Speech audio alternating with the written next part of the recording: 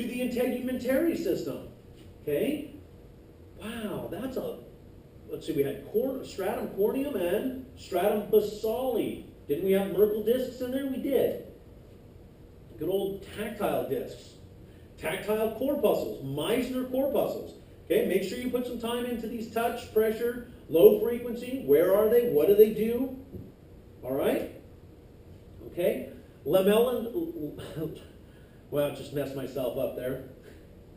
Pacinian corpuscles, lamellated corpuscles, okay, sorry about that. Fast adapting receptors, most sensitive to pulsing or high frequency vibration. And then ruffian corpuscles, also sensitive to pressure and distortion. Please note exactly where these are because they might actually be on a quiz, might. All right? And then baroreceptors, monitor change in pressure. So let me come over here and we'll grab another board. And baroreceptors we're talking about is the size of the vessel this big, or this big? Because a lot of pressure, high, normal, and low.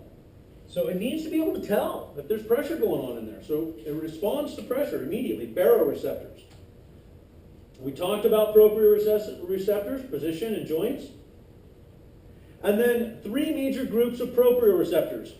Muscle spindles, Golgi tendons, and receptors in the joints, which you talked about, we lectured on when we talked about the ends of joints, where they, the muscles, okay, were they wrapped around the muscles? Were the muscles being stretched, overstretched, understretched? Okay, position of joint, Golgi tendons. So three major groups of proprioceptors. Now, chemoreceptors respond only to water-soluble and lipid-soluble substances dissolved in surrounding fluid. Now, here's the really cool thing about this. It says receptors exhibit peripheral adaptation over a period of seconds. Adaptation, again, did we adapt to it? Chemoreceptors. Now, why would we have carotid bodies and aortic bodies? Well, those lead to the brain, and they lead to the body, and they monitor pH, CO2, and oxygen levels.